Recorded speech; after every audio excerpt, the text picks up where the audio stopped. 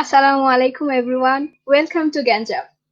To make the best use of your time, today we are going to conduct an online session on artificial intelligence and machine learning. আজকে আমি আপনাদের সাথে আছি সাদিয়া। আমার সাথে আছেন মোহাম্মদ লতিফুর রহমান ভাই, founder and CEO of Ganjam. Thank you Sadia. And আমরা চলে যাই আমাদের আজকের অনুষ্ঠানের প্রধান গেস্টের সাথে। আজকে যিনি আমাদের সাথে artificial intelligence and artificial intelligence and machine learning নিয়ে কথা বলবেন, তিনি হচ্ছেন গিয়ে খুবই ট্যালেন্টেড একজন পার্সন। তিনি হচ্ছেন গিয়ে ডক্টর মোহাম্মদ কাফিউল ইসলাম স্যার। আসসালামু আলাইকুম স্যার, কেমন আছেন? ওয়ালাইকুম আসসালাম। Thank you for inviting me. I hope all of you are well. Yes sir. Sir হচ্ছে প্যান্ডেমিকের ভিতর স্যার আসলে সকলের যেই মানে কয়েকটা জিনিস নিয়ে রিসার্চের এই মুহূর্তে ফিল্ড দেখা গেছে অনেক বেশি হয়ে গেছে, মেশিন লার্নিং এবং আর্টিফিশিয়াল ইন্টেলিজেন্স। স্যার আপনি স্যার এটার মধ্যে ফিল্ডে কাজ করেন স্যার। আপনার স্যার এই মুহূর্তে যে রিসার্চ গুলো রয়েছে স্যার সেইগুলো নিয়ে আমাদের একটু যদি হালকা করে ব্রিফ করে বলতেন। ওকে, থ্যাংক ইউ লতিফুর। আমাকে শোনা যাচ্ছে তো, তাই না? জি স্যার, শোনা যাচ্ছে। জি sir, loud and clear. Great. So যেটা হয়েছে যে আমার ব্যাকগ্রাউন্ড হচ্ছে বেসিক ডিগ্রি হচ্ছে ইন্ট্রিপলি। সো অবভিয়াসলি কোনো ফর্মাল এডুকেশন নাই অন এআই অ্যান্ড এমএল, তাই না? তো আমি যখন পিএইচডিতে ছিলাম তখন আমার দুইটা কোর্সে ছিল, 6টা কোর্স করতে হতো অ্যাপার্ট ফ্রম পিএইচডি থিসিস। তো সেখানে হচ্ছে একটা কোর্স ছিল নিউরাল নেটওয়ার্ক, যেটা আমি আসলে কয়েকটা মানে জাস্ট লেকচার অ্যাটেন্ড করছিলাম অডিট করার মতো, দেন ওটা আমি কোর্সটা ড্রপ করে দিই। আরেকটা কোর্স যেটা নিয়েছিলাম সেটা হচ্ছে প্যাটার্ন রিকগনিশন। তো সেই কোর্সটাতে আমি আসলে ওই সময় আসলে রিয়ালাইজ করি নাই যে এটা এতটা ইম্পর্টেন্ট। আমি was concentrating more on my thesis that time.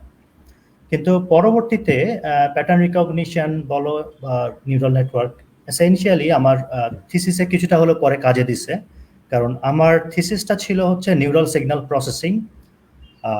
So neural signal processing means you collect signals from your brain and then you process the signal and then you make some decision.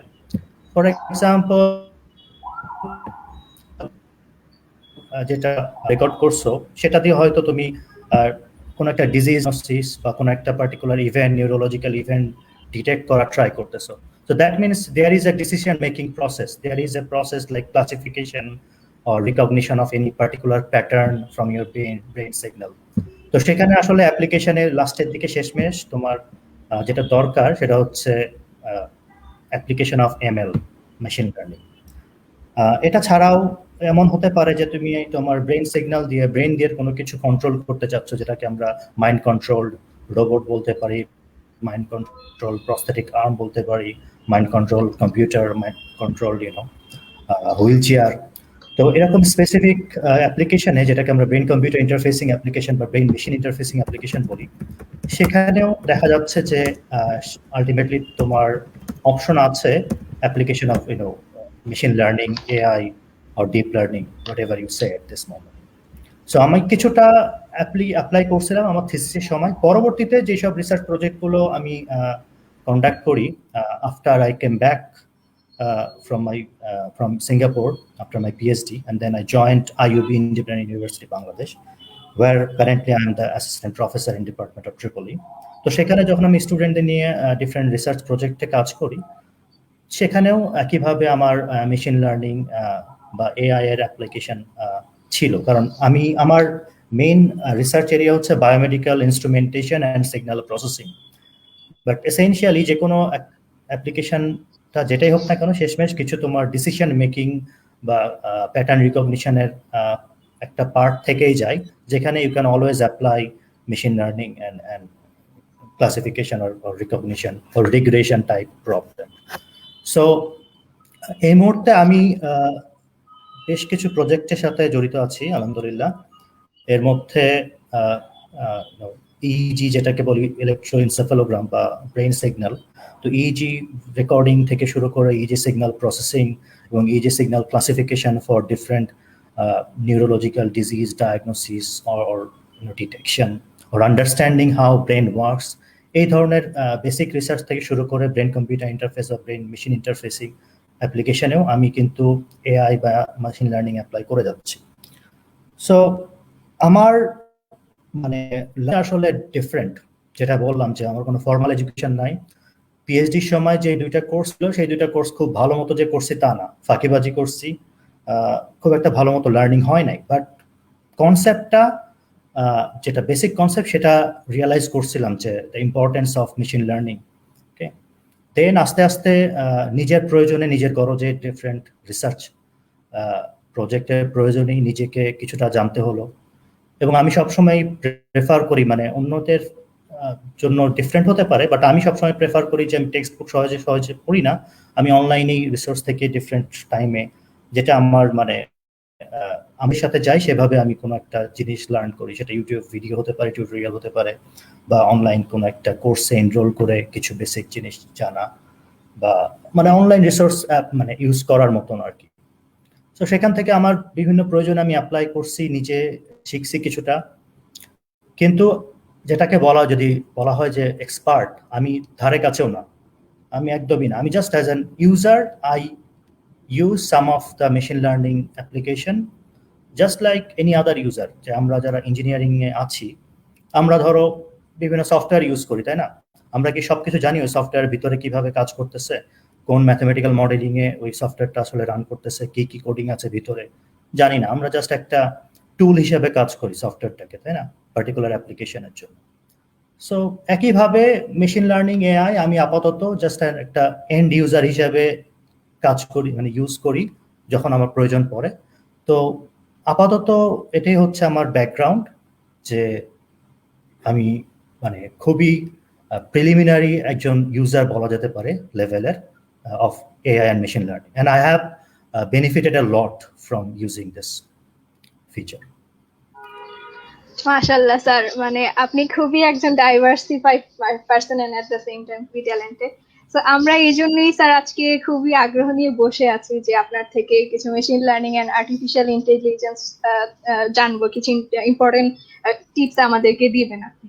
তো sir as an engineering student আমারও কিছু query আছে। তো sir আমরা যদি একদম basic level থেকে শুরু করি, যে machine learning and artificial intelligence জিনিসটা বলতে আমরা কি বুঝি, এন্ড এটা দুইটার মধ্যে কোনো ডিফারেন্স আছে কি? হ্যাঁ, এটা আছে। আমি আসলে একটা ছোট্ট প্রেজেন্টেশন তৈরি করে রেখেছি। আমি এটা বেসিকটা চাইলে তোমরা যদি চাও তাহলে আমি প্রেজেন্টেশনটাই দেখাতে পারি, তাহলে ক্লিয়ার হবে। তো আমি ফার্স্ট থিং যেটা আমি বলতে চাই যে সিএসসি স্টুডেন্টরা already know more than about machine learning and AI than myself. Okay, তারা অলরেডি আমার চাইতে বেশি জানে। বাট আমি আসলে একজন জেনারেল একজন মানে ইঞ্জিনিয়ারিং ব্যাকগ্রাউন্ডের লোক হিসেবে বলতেছি যে শুধুমাত্র ইঞ্জিনিয়ার না, যে কেউ আসলে চাইলে এটাকে একটা অ্যাজ এ টুল ইউজ করতে পারে তাদের ডিফারেন্ট অ্যাপ্লিকেশন। ওকে, ইঞ্জিনিয়ারদের জন্য এই মুহূর্তে মেশিন লার্নিং এআইটা সিমিলার টু প্রোগ্রামিং, তাই না? প্রোগ্রামিং শুধুমাত্র সিএসসি কে জানতে হবে, তারা হয়তো বেশি জানে কারণ ওরা ফর্মাল এডুকেশন বেশি, তাদের কোর্স বেশি আছে। So but programming, anyone can learn program, right? Programming, and eventually use them, apply them in their career, in their professional life, or in real applications. So এটাই হচ্ছে মোটিভেশন, যে আমি এখানে machine learning AI সম্পর্কে নতুন কোনো কিছু জানাবো না, আমি জাস্ট ইম্পর্টেন্সটা আসলে জানানোর চেষ্টা করব। সো আমি কি শেয়ার করব? জি স্যার, অবশ্যই। ওকে,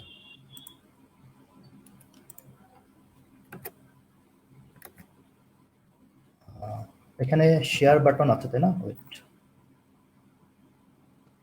জি sir.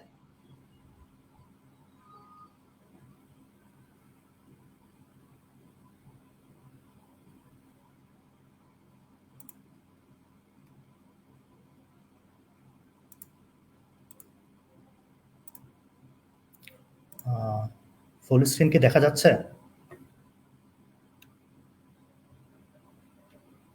Can you see the sharing?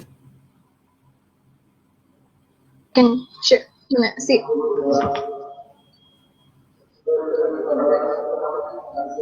আমি বুঝি নাই। সাদিয়া, দেখতে পাচ্ছ তোমরা?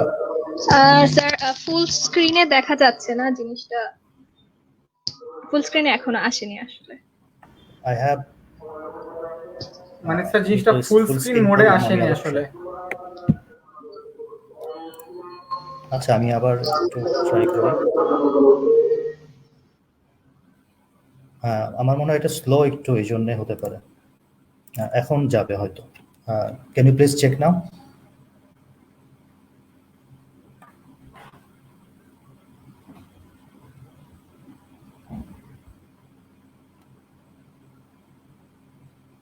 Hello, can you hear me? Sir এটা এখন Yes, sir. হয়নি, মানে আগে স্যার এখনো Just a moment. ফুল স্ক্রিনে আসেনি এই জিনিসটা। স্যার আপনি স্যার স্ক্রিন শেয়ার দেন স্যার, মানে প্রেজেন্টেশনটা শেয়ার না দিয়ে স্ক্রিনটা শেয়ার দেন, তাহলে মেবি এটা দেখা যাবে। আমি অ্যাপ্লিকেশন উইন্ডো শেয়ার দিচ্ছি এখন।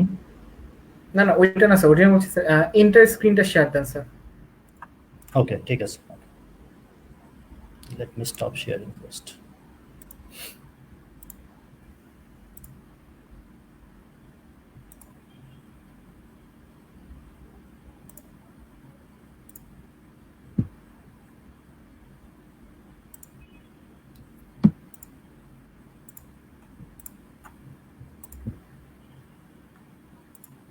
I should share the audio as well, right? While sharing the entire screen. Yes sir.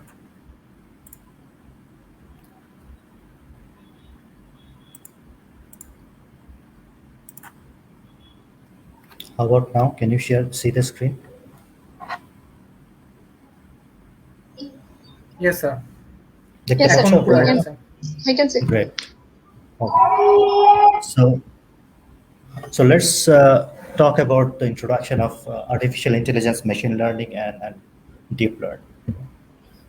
So there are two terms, তাই না? Artificial intelligence. So আমরা যদি বলি যে ইন্টেলিজেন্স বলতে কি বুঝি, সো ইন্টেলিজেন্স এই টার্মটা কিন্তু আসছে তোমার হিউম্যান ইন্টেলিজেন্স থেকে। Okay, and so that means there should be some intelligence. And how do you define intelligence? That you should be able to think, learn, and act. Okay, so this is the main part of the intelligence. So if the machine can think, learn, and act accordingly, so then we can say that it is an artificial intelligence or machine intelligence. Okay. So this is how the difference between AI and a human brain. Okay. So for example, AI can be very faster compared to human brain. However, creativity, innovation will not be not much be in AI compared to human brain, right? So experience, আমরা যেটা emotion বা experience করতে পারি, AI এটা করতে পারে না। So এরকম ডিফারেন্স আছে, but essentially when a machine can think, learn, and act, we can say that it has some intelligence. Otherwise, no, it should be able to learn. So again, some basic difference between artificial intelligence and human intelligence. For example, if you think about accuracy, artificial intelligence is more accurate, right? But if you think about social skill, obviously human has more social skill, and artificial intelligence has almost at this moment very almost no social skill, right?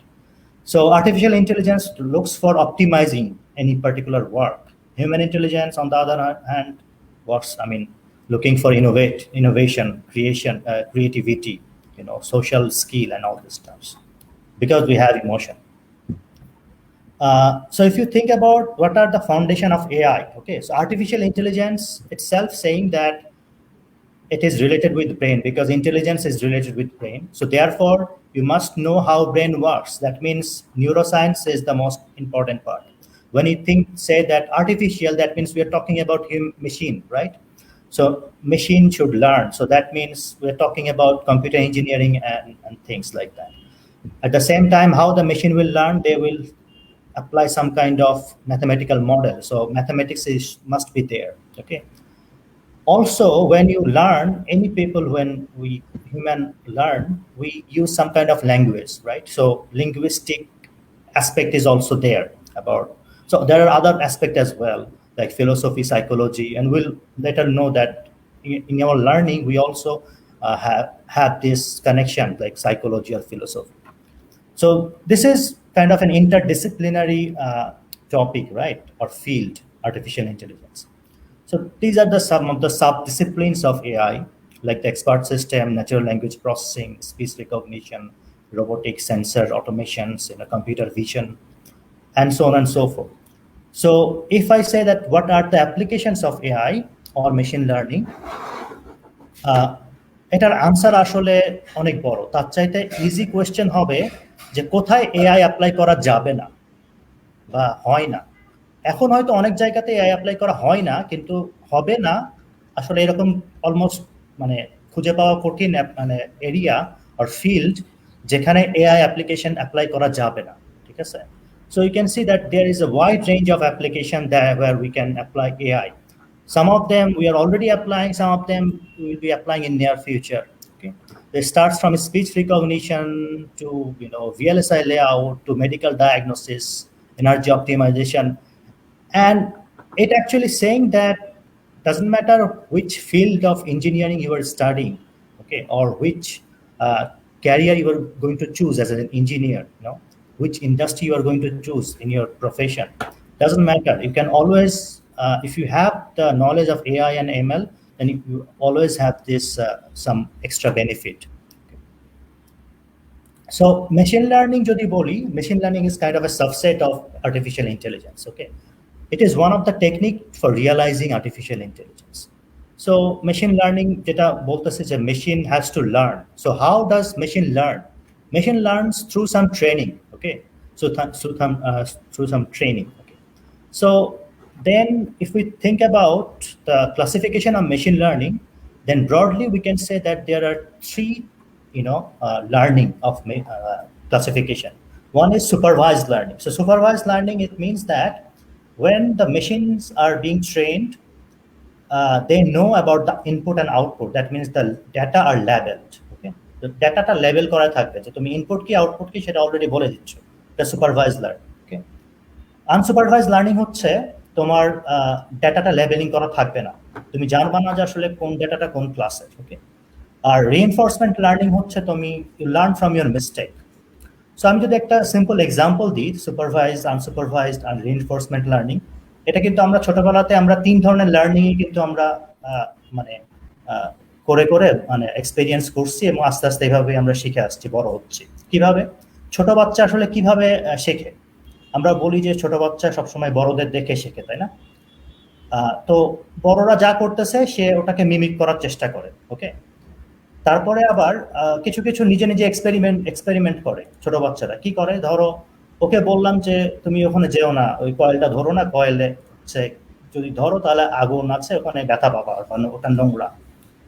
তো ছোট বাচ্চা তো এত কিছু বুঝবে না, ও হয়তো ঠিকই কয়েলের কাছে যাবে, কয়েলটা ধরবে এবং আগুনে উঠবে তার হাত কিছুটা, তারপর সেখান থেকে তার সেই মিস্টেক থেকে সে পরবর্তীতে কখনো ওই কয়েলের কাছে যাবে না বা আগুনের কাছে যাবে না। ওকে, সেটা হচ্ছে একটা এক্সপেরিয়েন্স যেটা তুমি সুপারভাইজড লার্নিং এর মতো করে ওকে বলে দিছো যে ওখানে যেও না, ওটা হচ্ছে তোমার জন্য ক্ষতিকর, বাট সে আলটিমেটলি শিখছে রিইনফোর্সমেন্ট লার্নিং এর মাধ্যমে, কারণ সে অলরেডি গেছে এবং ওটা মিস্টেক করার পরে পরবর্তীতে যাবে না। আবার কিছু কিছু আনসুপারভাইজড আছে যে আমরা যেভাবে চলাফেরা করতেছি, কথা বলতেছি, সেও দেখা যাচ্ছে ছোট বাচ্চা, সেও একইভাবে বড়দের দেখে দেখে শিখতেছে। সো এটা কাইন্ড অফ আনসুপারভাইজড, আমরা এক্স্যাক্টলি বলতেছি না যে এইভাবেই করবা তুমি, ও তারপরেও দেখে দেখে শিখতেছে। ওকে, সো এইগুলো আর কি ডিফারেন্ট ওয়ে আছে মেশিন লার্নিং এ। যদি আমি বলি যে সুপারভাইজড লার্নিং এর অ্যাপ্লিকেশন কোথায় কোথায় হতে পারে রাফলি, সো একটা হচ্ছে ডায়াগনস্টিক, যে কোনো কিছু ডায়াগনস্টিক, এটা শুধুমাত্র মেডিকেল ডায়াগনস্টিক তা না, একটা মেশিনেরও তুমি ডায়াগনোসিস করতে পারো। যারা মেকানিক্যাল ইঞ্জিনিয়ারিং পড়তেছো তারা ধরো যে কোনো একটা মেশিনে কোথাও একটা ক্র্যাক আছে, you can still do the diagnosis, where is the crack, how much is the crack, and so এটাও একটা করা সম্ভব। Image classification, fraud detection, customer retention. Okay, so these are some of the application of classification. Then there is another branch which is called regression. So regression analysis কিন্তু আমরা জানি যে অনেক সময় করি, যে বিশেষ করে ওয়েদার ফোরকাস্ট কিন্তু রিগ্রেশন অ্যানালাইসিস করা হয়, ইটস নট ক্লাসিফিকেশন। সো কালকে কিরকম ওয়েদার থাকবে, কালকে টেম্পারেচার কি হবে, কালকে বৃষ্টি হবে কিনা, সেটা কিন্তু আমি পাস্ট আমাদের ডেটা যেগুলো থাকে সেগুলো অ্যানালাইজ করে আমি একটা প্রেডিক্ট করি। সো যে কোনো ধরনের প্রেডিকশনে আমরা রেগুলেশন অ্যাপ্লাই করতে পারি। So this is part of supervised learning and which is part of machine learning. Similarly আমরা দেখতে পাবো রিইনফোর্সমেন্ট লার্নিং বা আনসুপারভাইজড লার্নিং এর অনেকগুলো ব্রাঞ্চ আছে। সো এত ডিটেলে আমি যাচ্ছি না। সো সবচেয়ে বড় কথা, আমরা যদি ডিপ লার্নিং এর দিকে যাই তার আগে কিন্তু নিউরাল নেটওয়ার্ক কি সেটা জানতে হবে, কারণ deep learning is a branch of actually neural network. So neural network is often known as artificial neural network.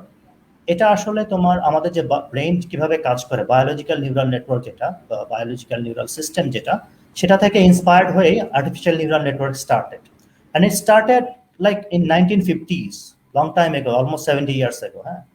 So তো তখন যেটা হয়েছে যে যদিও আমরা inspired from original biological neural network, but still has some significant difference between biological and artificial neural network. But the point is that neural network, how to learn anything and make the decision of recognize any particular pattern, it actually comes from that biological neural network. So what happens at the neural network, it is one of the machine learning. Machine learning can be different types, for example support vector machine, KNN classifier, k-means classification, and there are different types of machine learning algorithm or classifier. তার মধ্যে artificial neural network is one of them. Okay, so what happens, এখানে কি হয়, কেন neural network বলি, কারণ প্রত্যেকটা এই যে নোড টাইপের দেখতেছো, these are actually mimicking one neuron, okay, which is the basic cell of your brain, neuron. So এখানে অনেকগুলো নিউরন থাকে, ডিফারেন্ট লেয়ার থাকে, এটা একটা লেয়ার, এটা একটা লেয়ার, এরকম ডিফারেন্ট লেয়ার থাকে, এখানে একটা ইনপুট থাকে, একটা আউটপুট থাকে। সো যেটা হয়, আমরা ইনপুটটাকে যখন দিই, যখন এই যে লার্ন করাই আর কি, নিউরাল নেটওয়ার্কটাকে লার্ন করাই, তখন যেটা আমরা করি, ইনপুটে কি আছে সেটা বলে দিই, আউটপুটে কি আছে সেটাও বলে দিই। তো মাঝখানে যেই এই যে নেটওয়ার্ক লেয়ারের ডিফারেন্ট নিউরন, ওদের ওয়েটটা কত হবে সেটা ওইভাবে ডিটারমিন করে, মানে we know output, we know input, what is in between is some kind of weight factor known as W. Okay, so we know what should be the W. Once we know W, তারপরে কি হবে, যখন আমরা predict করব, এরপরে আমি জানি না যে একটা যে ইনপুট দিচ্ছি সেটার আউটপুট কি হবে, সেটা জানি না। সো ইনপুট দিব, অলরেডি আমরা W বা ওয়েট ম্যাট্রিক্সটা আমরা জানি, তো সেখান থেকে আমরা চাইলে আউটপুটটা প্রেডিক্ট করতে পারি। ওকে, সো আমাদের যদি তিনটা ভ্যারিয়েবল থাকে, আমরা যদি ফার্স্টে ট্রেনিং এ কি করতেছি, ইনপুট এন্ড আউটপুট বলে দিচ্ছি, মাঝখানের যে ভ্যারিয়েবলটা সেটাকে সে লার্ন করতেছে, সে ম্যাথমেটিক্যাল মডেলিং দিয়ে ওটা আর কি প্রেডিক্ট করতেছে কি হবে। এরপরের স্টেজে যখন টেস্ট করব, যখন আমি জানবো না আসলে যে আমার ইনপুট যেটা দিচ্ছি সেটার আসলে আউটপুটটা কি হবে, কোন ধরনের ক্লাসে এটা ক্লাসিফাই হবে, সেটা জানবো না, তখন হচ্ছে ইনপুট আর W অলরেডি আমি জানি, এই দুটা মিলে তখন আউটপুটটা সে ডিটারমিন করবে, এগেন সেম ইকুয়েশন থেকে। Okay, so this is the very basic neural network. So deep learning, sir আমরা যদি আমার একটা কোয়েরি ছিল যে স্যার এটার ইম্পর্টেন্সটা কতটুকু স্যার, মানে আমরা মেশিন লার্নিংটা কেন শিখবো বা আর্টিফিশিয়াল ইন্টেলিজেন্সটা আমাদের কতটুকু দরকার? হ্যাঁ, আমি এটা নিয়ে আসতেছি, আমি একটু বেসিকটা বললে তারপরে বুঝতে পারবো। জি জি স্যার, অবশ্যই স্যার। সো ডিপ লার্নিং এ যেটা হচ্ছে যে এটা আর কিছুই না, এটা যদি সিম্পল নিউরাল নেটওয়ার্ক হয় তাহলে এটা হচ্ছে ডিপ নিউরাল নেটওয়ার্ক বা deep learning neural network. So deep neural নেটওয়ার্ককে আমরা সংক্ষেপে ডিপ লার্নিং বলে থাকি। তো ডিফারেন্সটা বুঝতেই পারতেছো যে দেয়ার আর multiple layers of neural network, okay, for deep learning. So that means deep learning হচ্ছে যে একটা modified and improved version of traditional simple neural network. Okay, তো যেটা হচ্ছে ডিপ লার্নিং এখন কেন এত বেশি জনপ্রিয়, ইদানিং সবাই ইউজ করতেছে, কারণ হচ্ছে যে it can work without feature extraction. So feature extraction এটা একটা প্রসেস, ক্লাসিফিকেশনে যাওয়ার আগে ফিচার এক্সট্রাক্ট করতে হয়। তো মানে র ডাটাকে প্রসেসিং করতে হয় অনেক, তারপর ফিচার এক্সট্রাক্ট করতে হয়, অনেকগুলো স্টেজ আছে, তারপরে you can go to classification stage. But তুমি যদি raw data, simple just direct raw data থেকে তুমি যদি কোনো কিছুকে, কোনো নেটওয়ার্কে লার্ন করাতে চাও বা ট্রেন করাতে চাও, সেক্ষেত্রে ডিপ লার্নিং এটা একটা ভালো একটা ওয়ে। ওকে, তো ডিপ লার্নিং এর মধ্যে ইদানিং সবচেয়ে পপুলার যে ডিপ লার্নিং মেথডটা সেটা বলা হয় CNN বা কনভলিউশনাল নিউরাল নেটওয়ার্ক। সো আলটিমেটলি কি হলো, মানে ডিফারেন্সটা কি আমি যদি বলি, artificial intelligence started back in 1950s. So machine learning is a subset of artificial intelligence, and deep learning is a subset of machine learning. So that is the connections between AI, ML, and deep learning. Okay, so you can see that machine learning started in 1980s, and deep learning started just 10 years back. Okay, so আমি যখন আসলে শুরু করি আমার যে এই কোর্সগুলো নেওয়া পিএইচডিতে, তখন আসলে ডিপ লার্নিং সম্পর্কে কিছুই জানতাম না। তখন ট্র্যাডিশনাল নিউরাল নেটওয়ার্ক সম্পর্কে জানতাম, because it was almost 10 years back. So এটা just at the Inception.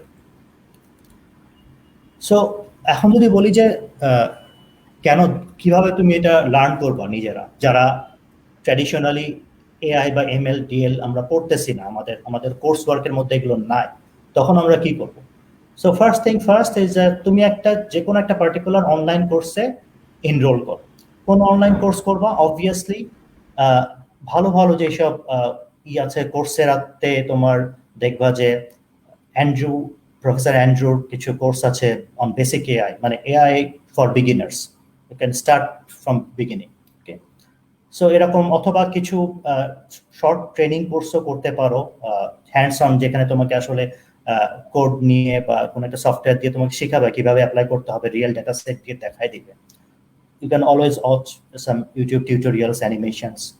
You can go to SlideShare to download some PPT, because PPT-টা যেটা থাকে যে তোমার স্লাইডে খুব সংক্ষেপে খুব অনেক বড় কোনো কিছু একটা মেসেজ দিতে পারে। ওকে, সো ইম্পর্টেন্ট থিং হচ্ছে যে এইগুলো বোঝার জন্য you have to have very good mathematical knowledge. Like আমি এর আগে যখন নিউরাল নেটওয়ার্কের স্লাইডটা দেখাচ্ছি, তখন হয়তো দেখছো কিছু ইকুয়েশন ছিল, these are all linear algebra. হ্যাঁ, এবং statistics, statics and programming also important, কারণ তুমি ডিপ লার্নিং অ্যাপ্লাই করবা পাইথন দিয়ে ফর এক্সাম্পল, তো যদি পাইথনই না জানো তাহলে ডিপ লার্নিংটা অ্যাপ্লাই করবা কিভাবে? So programming skill very important. So you find your own pace, don't procrastinate, এবং তুমি নিজে চিন্তা করো যে যখন তুমি অলরেডি কিছুটা বেসিক আন্ডারস্ট্যান্ডিং আসছে এআই এমএল সম্পর্কে, তখন চিন্তা করো যে তোমার কোন প্রজেক্টে এটা অ্যাপ্লাই করা যেতে পারে, কোথায় অ্যাপ্লাই করলে কিভাবে এটা, মানে কিভাবে অ্যাপ্লাই করা যেতে পারে, কোনটা অ্যাপ্লাই করবা এতগুলো ক্লাসিফিকেশন টেকনিকের মধ্যে।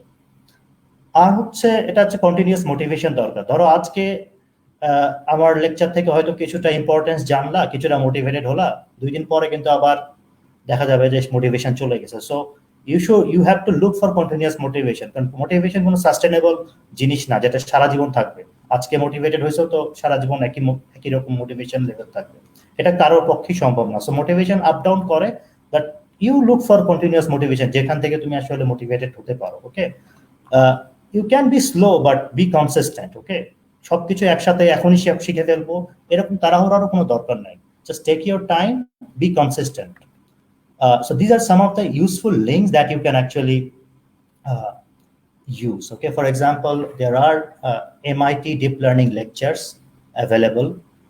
As I mentioned that in Coursera under Professor Andrew Ng from Stanford University. So he's one of the best guy in AI and ML. Okay, so you can take courses from him. You can go to Kaggle, one of the open access code and dataset for ML and DL projects. Okay.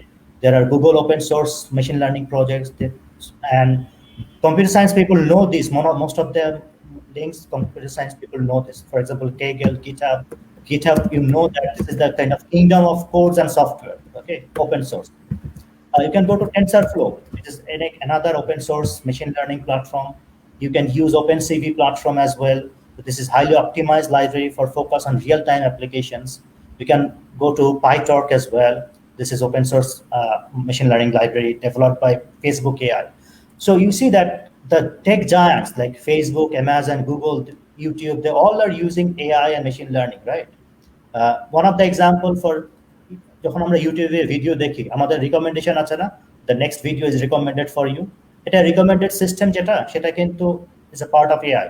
Okay, তুমি একটা গুগলে একটা for example একটা টি শার্টের জন্য একটা search দিছো, বা একটা ল্যাপটপ কিনবা এই জন্য সার্চ দিছো, ওই ল্যাপটপের কনফিগারেশন দেখে ফেসবুকে চলে আসতেছে, because your Google account is linked with your Facebook. তো ফেসবুকে অলরেডি চলে আসতেছে যে তোমার একটা স্পন্সর্ড অ্যাড চলে আসছে ফ্রম দারাজ, যে বাই ল্যাপটপ ফ্রম দারাজ খুব কম দামে বা এত % ডিসকাউন্টে। সো এগুলো অল রিকমেন্ডেশন সিস্টেম, তাই না?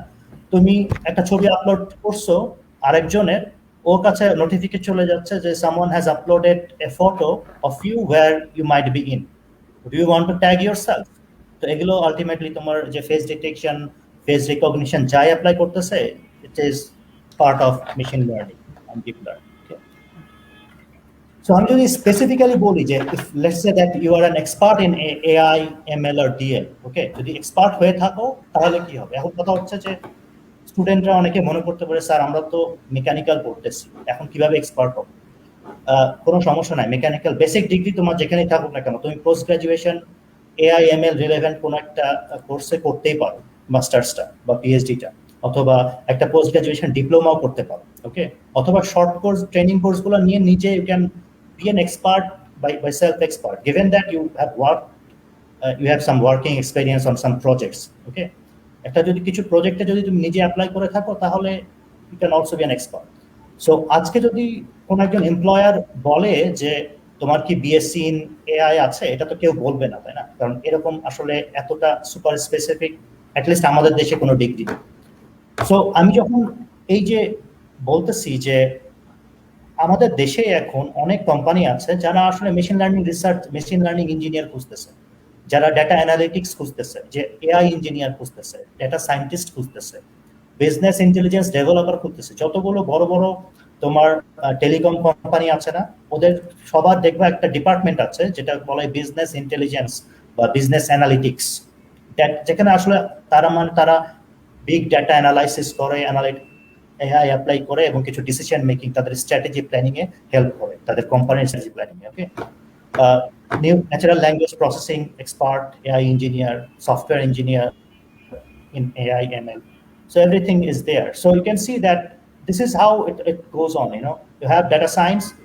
There is a significant amount of overlap between artificial intelligence and data science, or between data science and machine learning, and very few with deep learning. But this is how it goes. Okay. So তুমি আজকের যুগে মানে 20 বছর আগে programming যদি জানতা বা 10 বছর আগে প্রোগ্রামিং যদি ভালো জানো, doesn't matter which background you are from, তোমাদের সবসময় একটা মানে জব লাইফে বা ক্যারিয়ারে একটা আপার হ্যান্ড থাকতো যদি আমি প্রোগ্রামিং ভালো জানি। আজকের দিনে এখন এটাকে বলতেছে যে যদি তোমার এআই বা মেশিন লার্নিং যদি কিছু এক্সপিরিয়েন্স থাকে কাজ করার, বা অ্যাটলিস্ট ইউজ করতে জানো as an end user, এটাও ইম্পর্টেন্ট, ওকে। সো তাহলে তুমি দেখবা যে you will stand unique from the crowd. So the last two message that I want to give you is that you can have so many resources, but if you do not know how to utilize the resource, then it is never going to be enough for you, okay. So এখানে আমরা দেখতে পাচ্ছি এটা আসলে this image, you have probably seen both of them in the social media and Facebook, যে I mean both the images are very self-explanatory, তাই না? আর এখানে যেটা হচ্ছে যে মানে ইদানিং যেটা হচ্ছে যে machines are learning and we humans are hoped in machines, এটা যেন না হয় আর কি, ওকে। সো আমরা ইদানিং দেখছি যে আমাদের নিজেদের ইন্টেলিজেন্স অ্যাপ্লাই কম করতেছি, we rely more on devices, এটা যেন না হয়। এটা হলে আলটিমেটলি আমাদের জন্য কারোর জন্যই ভালো হবে না, ওভারঅল কারোর জন্যই ভালো হবে না। So use your common sense, use your intelligence, brain intelligence, okay, whatever you are gifted with by Allah subhanahu wa ta'ala, and you utilize these resources properly, and hopefully that you can contribute to yourself, to your family, and to your community, and overall to the country. Thank you. So that's it from my part. Now if you have a specific question, then you can actually ask. Thank you so much, sir. Sir অনেক ভালোভাবে আপনি explain করে আমাদেরকে আসলে অনেক easy ভাবে বুঝিয়ে দিয়েছেন আসলে মেশিন লার্নিংটা। Thank you so much for that. আর স্যার আমার একটা কোয়েশ্চেন ছিল যে আমরা হচ্ছে গিয়ে মেশিন লার্নিংটা তো হচ্ছে গিয়ে সবার জন্য নাকি স্পেসিফিক্যালি ইঞ্জিনিয়ারিং স্টুডেন্টদের জন্য আমরা বেস করে হচ্ছে গিয়ে মেশিন লার্নিংটা ওদের জন্য, নাকি হচ্ছে গিয়ে আমরা সবাই এটা বেসিক নলেজ থাকা দরকার? না, সবার বেসিক নলেজ থাকতে হবে তা না, এটা অনেকটা যেটা বললাম যে প্রোগ্রামিং এর মতো, ঠিক আছে। তো প্রোগ্রামিং যদি তুমি ভালো জানো তাহলে অনেক জায়গায় তুমি মানে বেটার কন্ট্রিবিউট করতে পারবা তোমার পিয়ারদের চাইতে, তোমার আরেকজন ক্লাসমেটের চাইতে বা আরেকজন কলিগের চাইতে। কেন? যে তুমি হয়তো ট্রিপল থেকে পড়ছো, হয়তো তুমি প্রোগ্রামিং এর একটা কোর্সই করছো, হয়তো সি বা পাইথন একটা কোর্স মাত্র, ঠিক আছে। কিন্তু নিজে তুমি যদি শিখো, কারণ প্রোগ্রামিং তো আসলে তোমাকে আসলে একটা দুইটা কোর্সের মাধ্যমে শেখানো সম্ভব না, তাই না? অন্য কোনো কিছু শেখানো সম্ভব হলে প্রোগ্রামিং হচ্ছে যে এটা যদি তোমার প্যাশন না থাকে তাহলে তুমি শিখতে পারবে না। একইভাবে মেশিন লার্নিং বা এআই যদি তুমি করতে চাও তাহলে তোমার একটা প্যাশন থাকতে হবে, যে ফার্স্ট অফ অল এটার ইম্পর্টেন্সটা বুঝতে হবে যে তুমি যে কোনো প্রজেক্টে অলমোস্ট এআই বা মেশিন লার্নিং এর কিছু না কিছু অ্যাপ্লাই করতে পারো, কারণ it will help you to make decision, তাই না? তুমি যে কোনো প্রজেক্টে কাজ করো না কেন, ডিসিশন মেকিং একটা part of the process or part of any project. So এটা একটা ইম্পর্টেন্ট ব্যাপার। আরেকটা হচ্ছে তোমার মানে চিন্তা করে দেখো যে একটা ইন্টারভিউ বোর্ডে একজন মেকানিক্যাল ইঞ্জিনিয়ার গ্র্যাজুয়েট বা একজন সিভিল ইঞ্জিনিয়ারিং গ্র্যাজুয়েট আছে, ওকে? সবারই অলমোস্ট একই রকম স্কিল সেট আছে, মানে টেকনিক্যাল যেসব স্কিল সেট একজন সিভিল ইঞ্জিনিয়ার বা মেকানিক্যাল ইঞ্জিনিয়ারের লাগবে, কিন্তু তার মধ্যে একজন এআই বা এমএল খুব ভালো পারে, ঠিক আছে? তো স্বাভাবিকভাবে ও কিন্তু একটু ভালো বেটার পজিশনে থাকবে ইন্টারভিউ বোর্ডে, অথবা ইভেন চাকরি করার পরেও আর কি তার পিয়ারদের তুলনায় সে বেটার একটা পজিশনে থাকবে। সো এই কারণে আমি বলতেছি যে ইঞ্জিনিয়ারিং স্টুডেন্টের জন্য এটা করাটা খুব কঠিন কিছু না, ওকে? সো বিভিন্ন প্রজেক্টে ও মানে চাইলেই আর কি অ্যাপ্লাই করা যেতে পারে। যেটা বললাম যে আমি অ্যাপ্লিকেশন এরিয়াগুলো দেখাচ্ছিলাম, সবগুলো বোর্ড পড়ি নাই, কিন্তু তুমি যদি যে কোনো একটা জায়গা, তুমি যদি ধরো স্মার্ট গ্রিড নিয়ে কেউ কাজ করতেছে বা এনার্জি অপটিমাইজেশন, সেখানে তোমার এআই এর একটা বিশাল একটা অ্যাপ্লিকেশন আছে, যে তুমি একটা ডিসিশন মেকিং করবা, যে ডিমান্ড অ্যানালাইসিস করে ওইভাবে আর কি প্রোডাকশনটা অপটিমাইজ করবা বা এনার্জি কনজাম্পশনটা অপটিমাইজ করবো, সেটাতে তোমার এআই ছাড়া এটা কিভাবে ডিসিশন মেক করবো অটোমেটিক্যালি? তো ইন্টেলিজেন্স সিস্টেম তো থাকতেই হবে, সো হোয়াই নট এআই? তো এরকম, তো আমি জাস্ট একটা পাওয়ার সিস্টেম বা একটা স্মার্ট গ্রিডের অ্যাপ্লিকেশন বললাম। একইভাবে আমি যেটা বললাম যে কোনো একটা মেশিনের ফল্ট ডিটেকশনে ইভেন তুমি মেশিন লার্নিং অ্যাপ্লাই করতে পারো। ব্যাপারটা এমন না যে ওই ফল্ট ডিটেকশনের জন্য তুমি ওখানে গিয়ে ছবি তুলে ওটা ইমেজ প্রসেসিং করে করতেছো, তা না। তুমি কোনো একটা মেশিনে কোনো একটা যে একটা পার্টিকুলার ক্র্যাক আছে সেটাকে জানার জন্য হয়তো মেশিনের অন্য কোনো ইনপুট নিচ্ছ, ঠিক আছে? হয়তো মেশিনের যে সাউন্ডটা সেটাকে ক্যাপচার করতেছো, সেখান থেকে তুমি you can find out if there is a crack or not and where is the crack, probably লোকেশনটাও জানতে পারো। সো এই যে ক্লাসিফিকেশন, আলটিমেটলি তো এটা ক্লাসিফিকেশন একটা প্রবলেম, যে if there is a crack or not, okay? কিছু ইনপুট ফিচার নিয়ে তারপর তুমি ক্লাসিফাই করবো whether there is a crack or no crack. So you can apply machine learning, তাই না?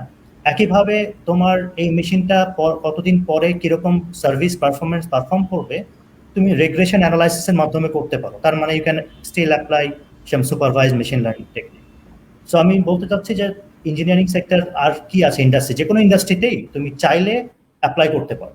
অ্যান্ড অবভিয়াসলি আমাদের এখনকার কারেন্ট ইন্ডাস্ট্রি হয়তো এখনো এটার ইম্পর্টেন্স সম্পর্কে বোঝে নাই, বাট আমি শিওর যে নেক্সট 5 to 10 ইয়ার্সের মধ্যে জব রিকোয়ারমেন্ট একটা থাকবে যে having knowledge on AI and ML is a plus point.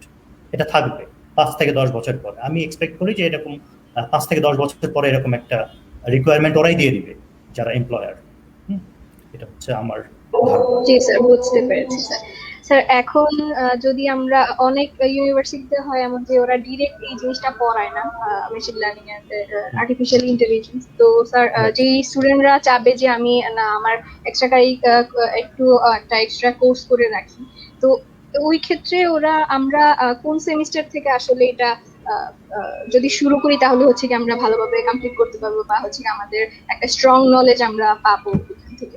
Right, এটা আসলে হ্যাঁ, এটা ইটস নট অ্যাবাউট সেমিস্টার। কারণ তুমি যদি পাবলিক ইউনিভার্সিটির কথা বলো, তোমাদের 2টা semester close system, close credit. Private university on the other 3 semesters in a year, open credit system. So আমি বলবো সেমিস্টারের তুলনায় ইট is important to have just a moment, আমার চার্জ দিতে হবে, একটু চার্জটা দিয়ে দিই।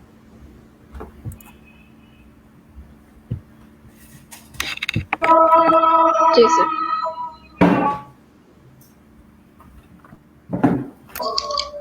আর স্যার আমরা যদি আপনি তো একটা ওয়েবসাইটের কথা বললেন যে পপুলার ওয়েবসাইটের মধ্যে যেমন একটা কোর্সেরাতে করা যায়, এটা কোর্স করা যায়, এমন যদি মনে করেন যে কেউ কোর্স করতে চাচ্ছে না অনলাইন বেসিস কোন কোর্স, যদি ও চাচ্ছে বই পড়ে নলেজটা গেইন করতে, তখন আপনি কোন টাইপ বই বা কোন রাইটারের অথরের বই সাজেস্ট করবেন এটার জন্য?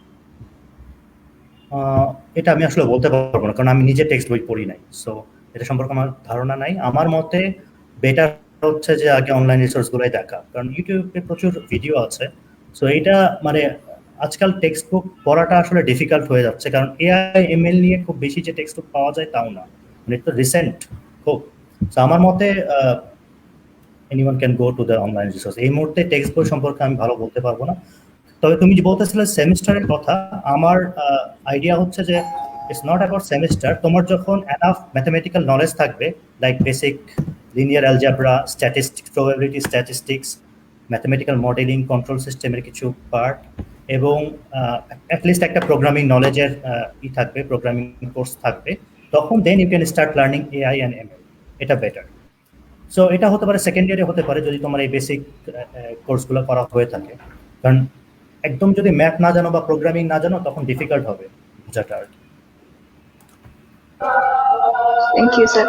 আর স্যার আমরা যদি এটা শুরু করতে যাই, আচ্ছা আমি একটা জিনিস আমাদের একটু অ্যাড করি, হ্যাঁ যদি শোনা যায় আর কি, যে Sure, ভাই। স্যার আমিও পার্সোনালি ইয়াগুলো মানে নিজে থেকে শেখা এজ ইউজুয়াল, এখানে আসলে কিছু নাই।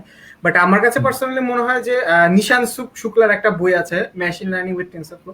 আচ্ছা। এই স্যার খুব ভালো অ্যাকচুয়ালি। মানে অনলাইন রিসোর্সে আমার কাছে পার্সোনালি যে প্রবলেমটা ফিল হতো, লাইক স্যার আমি কোনো ফ্লো খুঁজে পাচ্ছি না। দেখা যেত যে এখানে ওই জিনিসটা শেখানো হচ্ছে, ওই জিনিসটা শেখানো হচ্ছে, কিন্তু স্যার যে কানেকশন জিনিসটা ওটা দেখা যাচ্ছে নিজে থেকে ফিগার আউট করতে হচ্ছে। তো স্যার আমার মনে হয় স্যার এরকম কিছু বই আর কি এই মুহূর্তে বাজারে অ্যাভেলেবল আছে, যেমন একটা হ্যান্ডস অন মেশিন লার্নিং, এটা রাইটারটা এক্স্যাক্টলি নামটা মনে নেই, আরেকটা আছে নিশান শুক্লার মেশিন লার্নিং উইথ টেনসরফ্লো। এরকম স্যার কিছু বই মানে মোটামুটি আমার দেখা যে এগুলো মোটামুটি দেওয়া হয়, মানে মোটামুটি কাজে দেয়। তো আমার মনে হয় স্যার যদি এইগুলোর পাশাপাশি এটাও রাখা হয়, মানে একটা জাস্ট গাইডেন্স পাওয়ার জন্য, অবভিয়াসলি বইয়ের চেয়ে ভিডিও বা টিউটোরিয়াল অনেক বেশি ইউজফুল একটা স্টুডেন্টের জন্য, বাট মানে আমার মনে হয় একটা পাশাপাশি রাখা উচিত অ্যাকচুয়ালি এইসব ক্ষেত্রে। হ্যাঁ, শিওর। মানে আমি বললাম যে everyone has their own choice, ঠিক আছে? আমি কি কমফোর্ট, এটা মেইন কথা হচ্ছে যে everyone has to find out what is his or her own pace and choice, ঠিক আছে? But realize the importance first. Realize that it is important to have very basic knowledge, at least very basic. এটা হচ্ছে point I'm trying to make.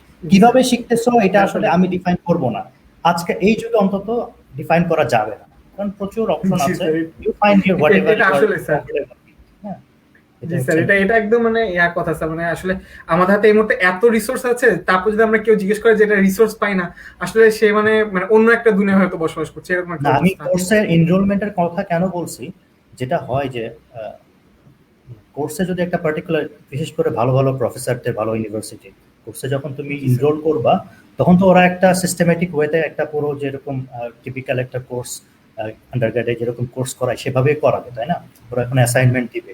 তো একটা course যদি ফুল কেউ করতে পারে, তাহলে ও তারপরে কিন্তু অনেক কোয়েশ্চেনের আনসার জানবে, যে এরপরে কোথায় কি খুঁজতে হবে।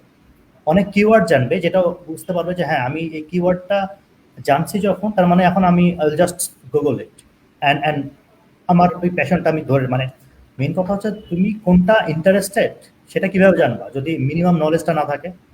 সো একটা যখন কোর্স করবা, একটা এনরোলমেন্টে কোর্স করে একটা মানে 12 উইকস বা 24 উইকস এর একটা কোর্স করবা, 24 লেকচারস অ্যাটেন্ড করবা, তখন অটোমেটিক্যালি বুঝতে পারবা যে কোথায় তোমার কাজ করা উচিত এবং কোনটা তোমার আসলে মানে ইন্টারেস্ট আছে, তুমি তখন রিয়েলাইজ করবে। এটা হচ্ছে আমার point. Thank you sir. Sir একটা কমেন্টস আমরা একটু নিয়ে নিই। একজন বলেছে, নিশা আপু বলেছে, how many days normally take to proficient in ML? কতদিন লাগবে একটা এমএল এ প্রফিশিয়েন্ট হতে? এটা বলা যাবে না, এটা কেউ বলতে পারবে না। হ্যাঁ, এটা it varies from person to person. It varies because everyone has their own pace. এখন কথা হচ্ছে তুমি অলরেডি তো তোমার নির্দিষ্ট কোর্স আছে, তুমি যদি ইঞ্জিনিয়ারিং করতেছো, ইউ আর অলরেডি ওভারলোডেড, তাই না? কুইজ, অ্যাসাইনমেন্ট, প্রজেক্ট সবকিছু মিলায়।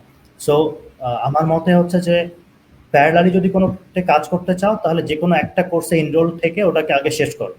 ওকে, কত দিন লাগবে এই চিন্তা ভাবনা করে কখনো শেখা যায় না। আমি যদি আজকে বলি 50 দিন লাগবে, 100 দিন লাগবে, এটা কখনোই এইভাবে হবে না। ওকে, এক্সপার্ট হতে হলে আগে নিজের প্যাশন থাকতে হবে এবং মানে কিপ ওয়ার্কিং। একদিন নিজে বুঝতে পারবা যে এক্সপার্ট হইছো কি হও না। এটা হচ্ছে। আসলে স্যার মানে এটা আসলে নিজের উপর এক্সপার্ট হওয়ার পরে আসলে বোঝা যাবে যে আমি মানে expert। যারা যারা প্রোগ্রামিং করছো তারা হয়তো বুঝতে পারবে আর কি। এটা এটা খুব প্রোগ্রামিং সাথে খুব ভালো মতো রিলেট করা যায় আর কি। যে প্রোগ্রামিং কখনো আমার কোর্স স্যার করে পার্সোনাল ফাইন্ডিং লেকচার হলো দেখে হয় না। You have to practice, you have to code, তাই না? তা নাহলে কিভাবে প্রোগ্রামার হবো?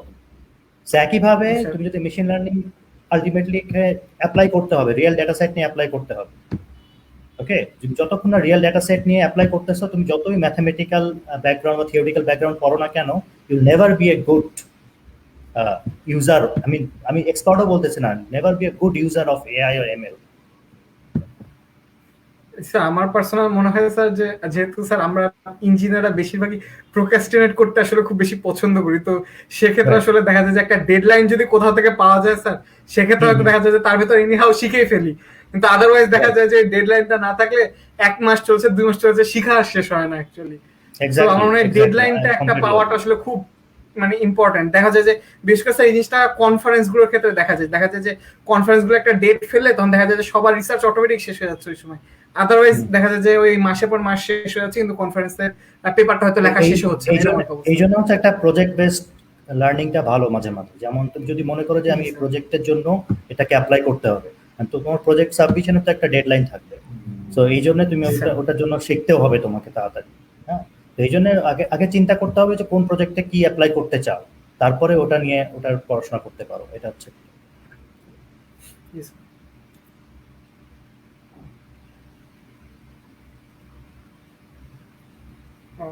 সাদিয়া, কি শুনতে পাচ্ছ? হ্যাঁ ভাই, এখন আমাকে শোনা যাচ্ছে? হ্যাঁ, শোনা যাচ্ছে। আচ্ছা, না আমি বলছিলাম যে না ভাই, আমারও এমন হয় যে স্যার ডেডলাইন না থাকলে হচ্ছে স্পিডটা আসে না যে এই ডেটের মধ্যে শেষ করতে হবে। তো এই জিনিসটা মনে হয় সব এটা আমি এখনো student-রাই করি, relate এটা আমি করতে এখনো পারবে করি। আসলে। হ্যাঁ স্যার এটা আমার মনে হয় আমাদের ইঞ্জিনিয়ারদের রক্তে আছে এই জিনিসটা। রাইট, ইঞ্জিনিয়ারদের রক্তে আছে। হ্যাঁ, আমি যেমন এই প্রেজেন্টেশনটা বানাইছি ওই যে কিছুক্ষণ আগে।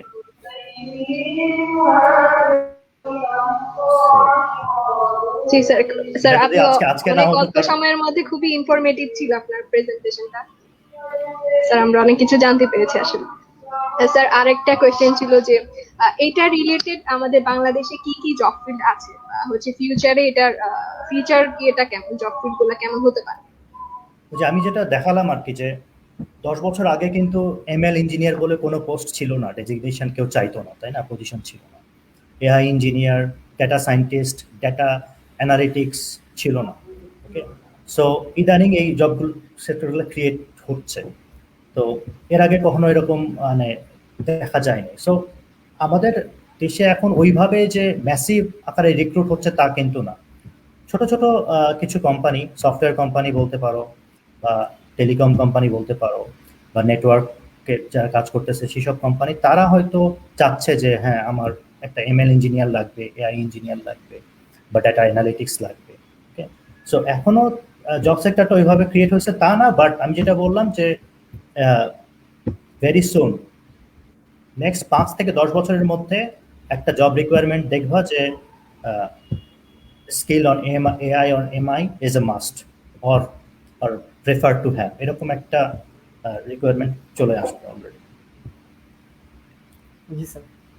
মানে if you want to prepare yourself, now you are an engineering graduate, then please do learn this one.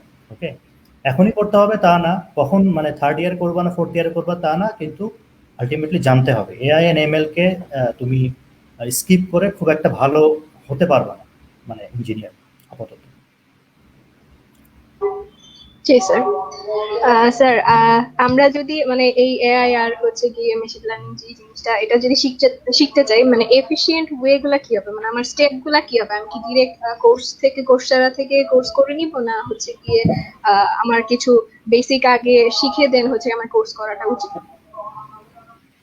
যেটা বললাম, বেসিকটা হচ্ছে math and programming, statistics, linear algebra and programming. এটা যখন থাকবে, তারপরে হচ্ছে যে মানে এআই এর চাইতে এমএল ডিরেক্ট শুরু করলেই ভালো আমার মতে। কারণ এআই কিন্তু অনেক বড় একটা ফিল্ড। হ্যাঁ, তার চাইতে স্পেসিফিক যদি মেশিন লার্নিং শুরু করো, কারণ মেশিন লার্নিং এ তোমার আলটিমেটলি দুইটা যদি মেইন ক্যাটাগরি আমি ধরি যে ক্লাসিফিকেশন আর রিগ্রেশন, এই দুটা খুব ইম্পর্টেন্ট। এবং রিগ্রেশন যখন কেউ করতে যাবে তখন দেখবে যে প্রবাবিলিটি স্ট্যাটিক্সের কি ইম্পর্টেন্সটা। সো তুমি যদি ধরো যে আমি মেশিন লার্নিং সম্পর্কে জানবো, তাহলে আমি যেটা বললাম যে একটা যদি টেক্সট বুক ভালো জানা থাকে তাহলে টেক্সট বুক নিয়ে শুরু করতে পারো, বাট বেস্ট ওয়ে হচ্ছে যে learn from the best in this field. আমি একজনের নাম অলরেডি বলছি, স্ট্যানফোর্ড ইউনিভার্সিটি প্রফেসর অ্যান্ড্রু এঞ্জে। কোর্সেরাতে তার এরকম কোর্স আছে যে AI for beginner, ML for beginner, এরকম একটা কোর্সে আগে শেষ করো। মানে এটা হয়তো তোমার একটা সেমিস্টার না দুইটা সেমিস্টার থেকে যদি শেষ করতে চাও তারপরও করো, ওখানে যে অ্যাসাইনমেন্টগুলো দিবে সেগুলো করো ঠিক মতো। যদি পসিবল হয় তাহলে সার্টিফিকেটটাও কিনে ফেলো, হয়তো $25 বা $30 মতো লাগবে, সার্টিফিকেটটাও কিনে ফেলো, কারণ এটা হচ্ছে তোমার সিভিটাকে অবভিয়াসলি ভারী করবে। যদি সার্টিফিকেট না থাকে অ্যাটলিস্ট কোর্সটা কমপ্লিট করো।